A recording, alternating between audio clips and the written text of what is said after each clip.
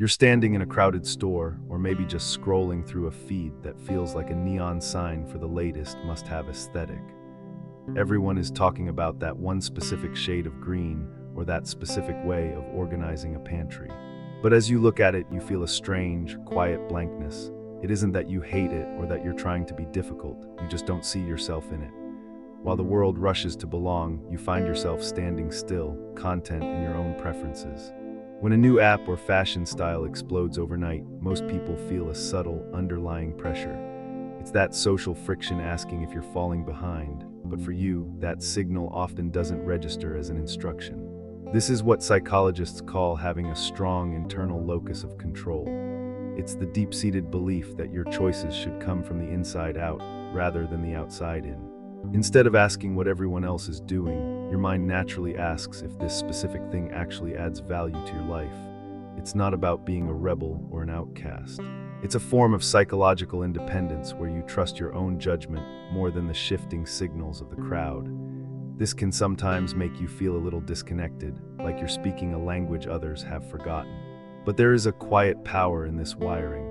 It makes you significantly harder to manipulate and far less reactive to the constant cultural noise that keeps so many others in a state of perpetual anxiety. Decades ago, a sociologist named David Reisman described a concept that fits you perfectly. He spoke of interdirected people who possess a sort of psychological gyroscope. While many people today operate on a radar system, constantly scanning the environment to see what others expect of them, you have a compass that was set early on. This internal pilot helps you stay on course even when the social weather changes.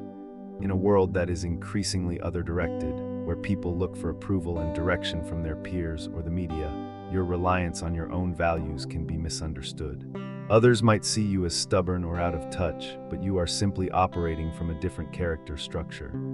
The cost is that you might feel the sting of being overlooked because you aren't performing for the crowd. However, the benefit is a remarkable stability. Your identity isn't under construction every time the culture shifts. You don't need a new wardrobe to feel like you belong to yourself. There's a fascinating concept called implicit egotism, which suggests that we are happiest when our lives are filled with things that reaffirm our own self-view. For many, this means following trends to feel part of a successful group. But research into the need for uniqueness shows that for someone like you, the math is different. If a trend becomes too common, it can actually feel like it's diluting your sense of self. You aren't being different just for the sake of it. You are simply protecting the boundaries of your own identity. When you choose a vintage shirt or a hobby that hasn't been cool in 20 years, your brain is looking for a match for who you already are, not who you think you should be. You might have a high level of self-acceptance that allows you to feel favorable toward your surroundings without needing them to be validated by 1,000 likes. You prefer the items that resonate with your history. We live in a culture that is effectively addicted to stimulation. Trends thrive on the quick dopamine hit of the new and the exciting. But for you, constant change might feel less like an adventure and more like an exhausting distraction. Your nervous system might be wired to prioritize cognitive stability over novelty. While others are scanning for what's next, you are likely focused on what is solid and familiar. This preference for depth over speed isn't a flaw. It's a form of self-regulation. By opting out of the cycle of constant updates, you are protecting your mental energy from the sensory and social overload that defines modern life. Research indicates that people who value this kind of stability often experience lower baseline anxiety. You aren't missing out, you are building a routine that keeps you grounded.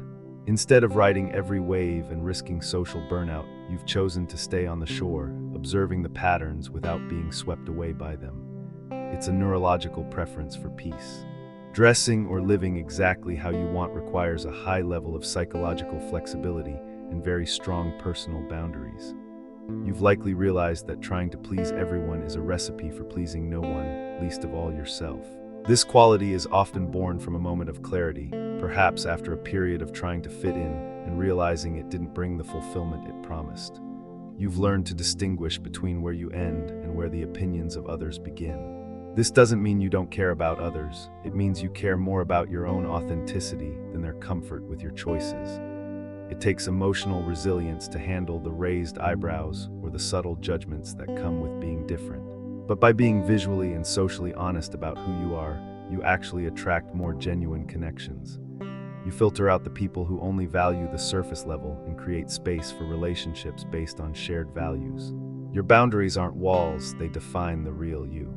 Here is the moment where we shift our perspective. For a long time, you might have felt like you were failing at the game of life because you didn't have the right clothes, the right slang, or the latest interests. But what if your disinterest isn't a lack of awareness, but an act of mental self-defense? In a system designed to nudge your behavior and manufacture your desires, opting out is an act of autonomy. You aren't outdated, you are anchored. You aren't broken for not feeling the rush of a viral moment. You are simply wired to seek meaning over hype. This wiring is a gift that allows you to move through the world more deliberately and quietly. You don't see trends as instructions because your identity isn't up for debate. By refusing to attach your self-worth to the fickle currency of public attention, you have found a way to stay steady while the world fluctuates. You aren't against the world, you simply don't need the world to tell you who you are. Here is the moment where we shift our perspective. For a long time, you might have felt like you were failing at the game of life because you didn't have the right things.